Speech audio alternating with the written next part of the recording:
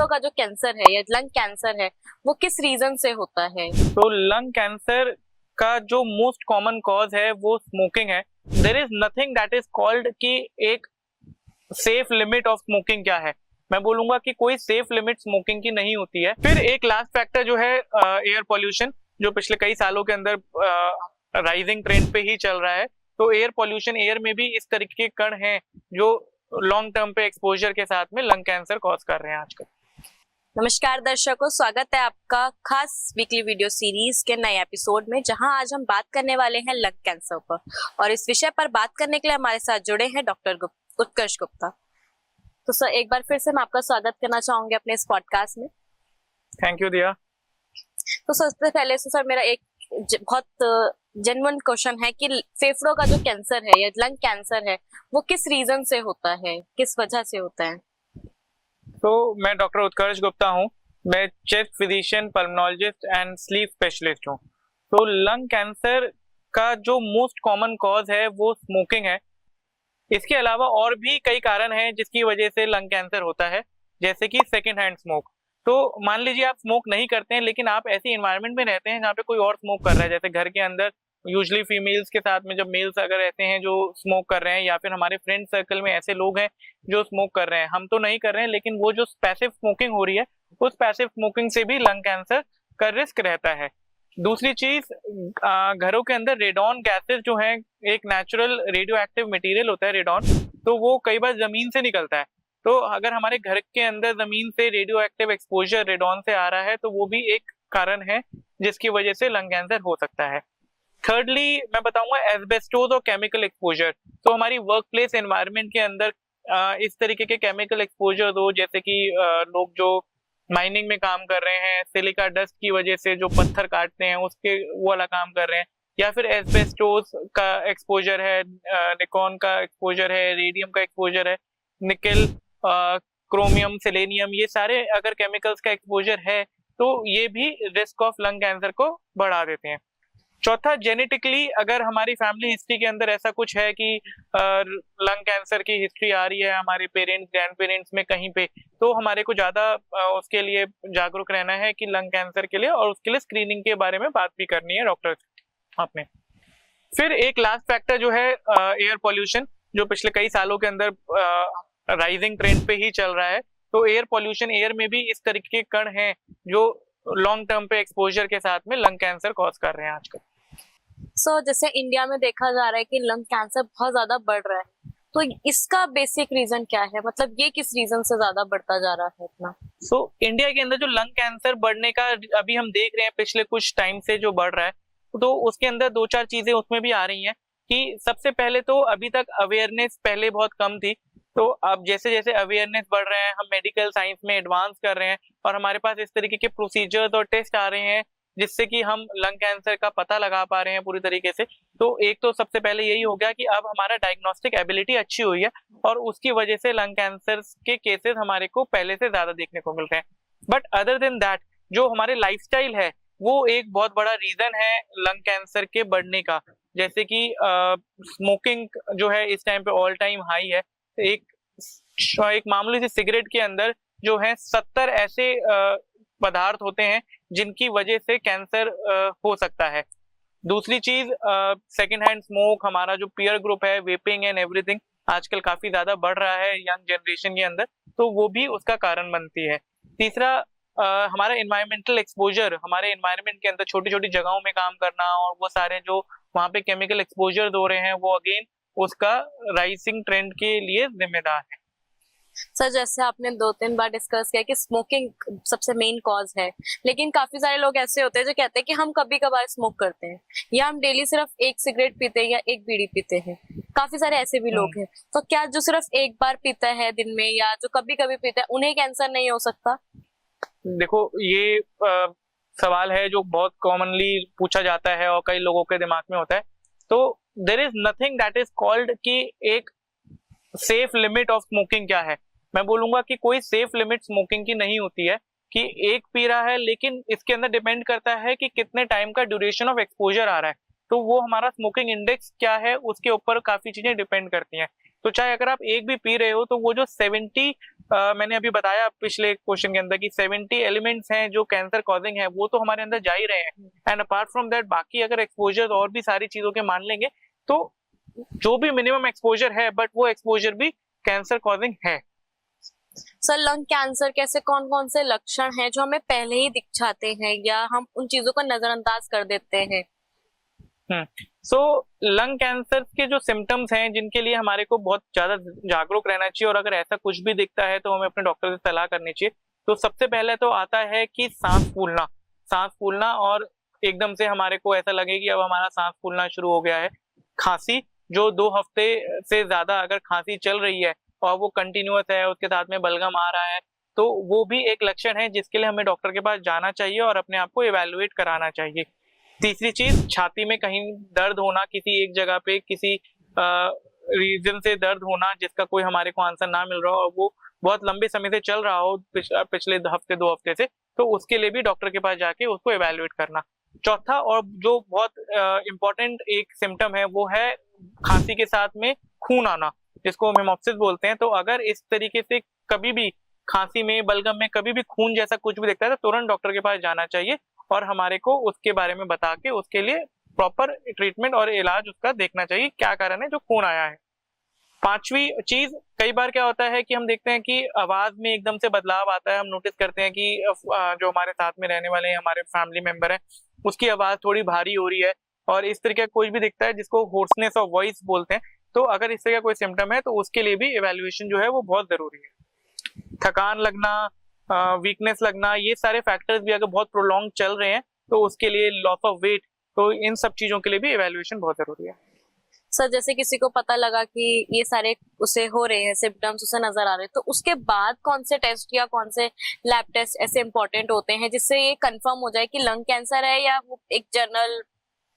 तो बेसिकली अगर इनमें से कोई भी सिम्टम आपको है और वो चल रहा है पिछले हफ्ते 2 हफ्ते से, तो हमारे को एक क्वालिफाइड अच्छे डॉक्टर के पास जाना चाहिए और इन सब सिम्टम्स के बारे में डिटेल्ड हिस्ट्री जब वो लेंगे, उनको बता के एग्जामिनेशन के बाद will go on for certain test जो डॉक्टर यूजुअली प्रेस्क्राइब करते हैं। तो सबसे बेसिक जो टेस्ट होता है ऐसे केसेस के अंदर जो हम बोलते हैं करने के लिए, वो एक चेस्ट का एक्सरे होता है।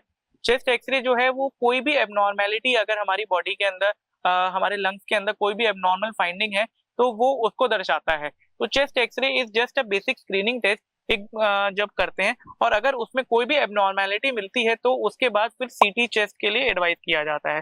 सीटी चेस्ट बहुत बारीकता से लंग्स की पूरी इमेजिंग और सेक्शंस के अंदर देता है, जिसके अंदर अगर कोई भी गांठ या कोई भी एबनॉर्मल और भी फाइंडिंग है, इन्फेक्शन जैसी भी कोई फाइंडिंग है, तो वो दिख रही होती है।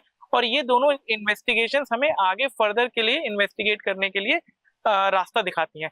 दूसरी चीज, अगर बलगम आ रहा है हमारे पेशेंट को तो हम बलगम का टेस्ट कराएंगे। बलगम का टेस्ट जैसे कि उसके सिम्टम्स हैं, अगर वो इन्फेक्शन की तरह दिख रहे हैं तो इन्फेक्शन वाली जांचें उनके अंदर कराया जाता है। अदरवाइज स्प्यूटम साइटोलॉजी एक टेस्ट होता है। कई बार होता है कि बलगम के अंदर ही कैंसर के सेल्स नहीं दिख रहे हैं, वो सारी चीजें हमें मालूम पड़े। अब जैसे जैसे टाइम आगे एडवांस कर रहा है तो सीटी चेस्ट करा लिया, ये सब करा लिया, उसके बाद हमारे पास जो सबसे डायग्नोस्टिक टेस्ट होता है कैंसर के लिए वो होता है बायोप्सी का। तो अगर लंग्स के अंदर सीटी स्कैन के अंदर हमारे को कहीं पे कोई गांठ या कुछ इस तरीके का दिखाई देता है जो एक एबनॉर्मल फाइंडिंग है और हमें लगता है कि ये इसको इन्वेस्टिगेट करने की जरूरत है, तो हम लोग उसके लिए बायोप्सी करते हैं। और बायोप्सी करने के 2 तरीके होते हैं कि या तो हम ब्रोंकोस्कोप के थ्रू उसकी बायोप्सी कर लेते हैं, और दूसरा तरीका होता है कई बार सीटी गाइडेड, अगर वो पेरिफेरल लीजन पड़ा है बाहर की तरफ और हमें लगता है कि सीटी में देख के, अल्ट्रासाउंड में देख के उसको ज्यादा अच्छे से असेस किया जा सकता है, तो उसके थ्रू हम उसकी निडल से बायोप्सी कर लेते हैं। तो ये सारे तरीके हैं, बट वही है कि हमारे को सही टाइम पे और सही डॉक्टर के पास पहुंचना है जहाँ पे हमारा पूरी तरीके से डायग्नोस्टिक इवैल्यूएशन हो सके। सर इलाज के दौरान मरीज को किन बातों का ध्यान रखना पड़ता है, मतलब पेशेंट को किन प्रिकॉशंस, कौन कौन से प्रिकॉशंस लेने पड़ते हैं? देखिए, लंग कैंसर अपने आप में ही एक बड़ी बीमारी है, और अपार्ट फ्रॉम ट्रीटमेंट, जो ट्रीटमेंट काफी डिफिकल्ट ट्रीटमेंट है, प्रोलॉन्ग ट्रीटमेंट है, उसके अलावा जो एक साइकोलॉजिकल फैक्टर होता है पेशेंट के दिमाग में, बिकॉज जहाँ कहीं भी कैंसर का वर्ड आता है तो कई सारे फैक्टर्स दिमाग में आने लग जाते हैं, तो उसके अंदर भी उसका सपोर्ट भी बहुत जरूरी होता है। सो जब भी कभी कोई पेशेंट, मैं कहूँगा लंग कैंसर से पीड़ित हैं और वो मेरी बात आज सुन रहे हैं, तो उनको मैं यही कहूंगा कि सबसे पहले तो हमें अपने खाने के ऊपर ध्यान देना है। कि हम जो भी कुछ खा रहे हैं हम एक हेल्दी डाइट लें, प्रॉपर न्यूट्रिशियस डाइट लें, और उस डाइट के सहारे हमारे को ताकत मिलेगी बॉडी को कि वो उस बीमारी से लड़ सके, और जो हम दवाइयाँ ले रहे हैं चल रही हैं वो दवाइयाँ ट्रीटमेंट हमारे को अच्छे से उसका इफेक्ट दिखाई दे। दूसरी चीज, प्रॉपर रेस्ट जरूरी है। तो पेशेंट को अपने आप को पूरा प्रॉपर 8 घंटे की स्लीप लेनी चाहिए, बॉडी को पूरा रेस्ट देना चाहिए। कोई भागा दौड़ी का काम, स्ट्रेस लेवल्स, वो सारी चीजों को जितना मिनिमम रखा जा सके वो उनके लिए अच्छा है। तीसरा, हाइड्रेटेड रहना, पानी, ओआरएस, इलेक्ट्रॉल, ये सब चीजें हम नियमित रूप से लें तो बॉडी के अंदर जो टॉक्सिन्स बन रहे हैं उन टॉक्सिन्स को निकालने में भी ये काफी सारी चीजें मदद करता है। इसके अलावा जैसे मैंने बोला कि साइकोलॉजिकल सपोर्ट, तो सोशल ग्रुप से को ज्वाइन कर सकते हैं। कई सारे ऐसे ग्रुप्स हैं जहाँ पे लंग कैंसर अवेयरनेस और पेशेंट्स को सपोर्ट के लिए कोई भी इश्यूज आ रहे हैं तो उसके अंदर काउंसलिंग ग्रुप्स हैं जिनको वो ज्वाइन कर सकते हैं। और सबसे जरूरी है कि फैमिली का सपोर्ट, अपने फैमिली से बात करें, अपने नियर वन से बात करें, एंड पॉजिटिव माइंडसेट के साथ रहें, जिससे कि ट्रीटमेंट के अंदर आगे जैसे जैसे ट्रीटमेंट के अंदर आगे बढ़ेंगे उसका पॉजिटिव इफेक्ट भी देखने को मिले। इसके अलावा सर, जैसे जो नॉर्मल जनरेशन है, नॉर्मल पीपल हैं, उन वो कौन कौन से सावधानियां रख सकते हैं कि मतलब लंग कैंसर हो ही ना, पहले ही प्रिवेंट कर लें, वो खुद को ना इन चीजों से बचा लें? तो जो हमारे सारे के सारे पॉजिटिव चीजें हैं जिसकी वजह से लंग कैंसर हो रहा है, जैसे कि 85% ऑफ लंग कैंसर जो है वो हमारा स्मोकिंग की रीजन से हो रहा है, तो बिल्कुल स्मोकिंग के ऊपर क्रॉस लगाना है कि स्मोकिंग ना करनी है। दूसरी चीज, जो सेकंड हैंड एक्सपोजर हो रहा है स्मोकिंग का, तो मतलब अगर हमारे आसपास भी कोई अगर स्मोकिंग कर रहा है तो हमारे को उनको भी अपने से बिल्कुल दूर रखना है कि अगर आपको हमारे साथ में, if you want to be my friend, तो आपको स्मोकिंग छोड़नी पड़ेगी, ठीक है, एंड तभी आप मेरे नियर एनवायरनमेंट के अंदर रह सकते हैं।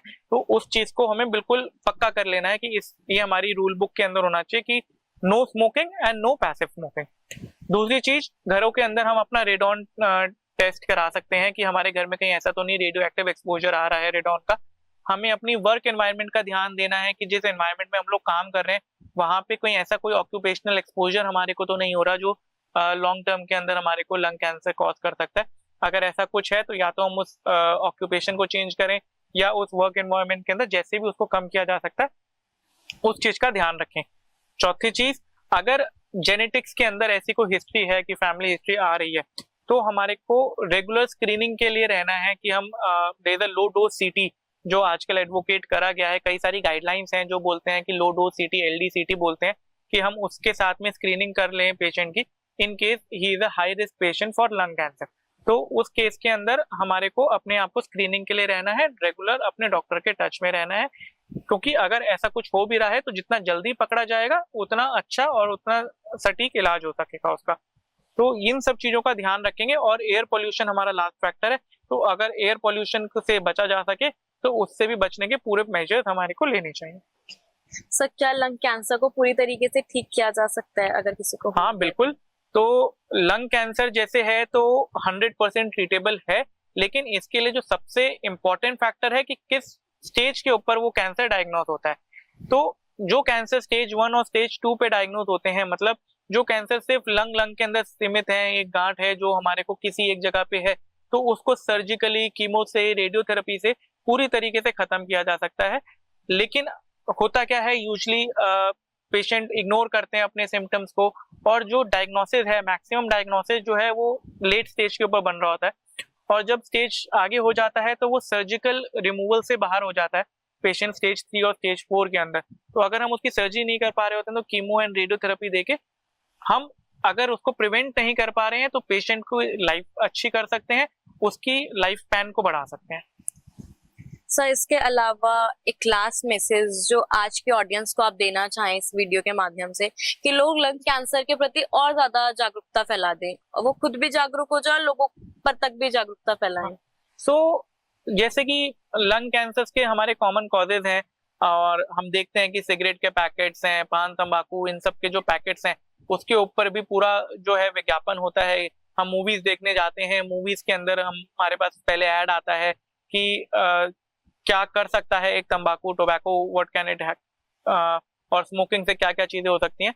तो ये सारे माध्यम हैं, चाहे टीवी मीडिया हो गया, चाहे एडवर्टाइजमेंट्स हो गए, और दूसरी चीज, हमारी सोशल गैदरिंग्स के अंदर, हमारी सोसाइटीज के अंदर गैदरिंग्स होती हैं, अभी इंडिपेंडेंस डे की गैदरिंग होनी है, कभी होली दिवाली के फंक्शंस में हम लोग मिलते हैं, तो उन सब के ऊपर भी there has to be an awareness. हम छोटे छोटे स्किट प्रोग्राम्स कर सकते हैं। स्कूल के अंदर यंग पॉपुलेशन जो है उनको risk of smoking and tobacco use के बारे में बताना, ये सारे फैक्टर्स हैं जो काफी ज्यादा हेल्प करेंगे यंग पॉपुलेशन में, बच्चों को बताने में। और साथ में हम अगर सोसाइटीज के अंदर बात करते हैं तो आपस में इस चीज की जागरूकता फैलाने में कि स्मोकिंग, सेकेंड हैंड स्मोकिंग और बाकी जो सारे फैक्टर्स हैं उन सब के की वजह से कैसे लंग कैंसर बढ़ता है और उनको कैसे अवॉइड करने से हम अपने आप को बेटर रख सकते हैं। सबसे इम्पोर्टेंट चीज है जो आजकल थोड़ा सा एक फैक्टर बन गई है लंग कैंसर के लिए, वो है हमारा लाइफस्टाइल। अब फिजिकल एक्टिविटी आजकल बच्चे बहुत कम कर रहे हैं, घर में बैठे रहते हैं, TV, video games, play station, ये सारी चीजें जो चल रही हैं। खाने के लिए बहुत इजी ऑप्शंस मिल गए हैं बाहर से, junk food and fast food के, और उन सब वजहों से भी हम देख रहे हैं कि कैंसर की जो रेट है वो काफी जल्दी से बढ़ रहा है। तो उन सब चीजों को भी अवॉइड करें और फिजिकल एक्टिविटी को अपने डेली स्केड्यूल के अंदर इंक्लूड करें। इसी के साथ हम आपका धन्यवाद करना चाहूंगे कि आपने इतने अच्छे से लंग कैंसर के ऊपर हमारे दर्शकों को समझाया। Thank you so much. Thank you.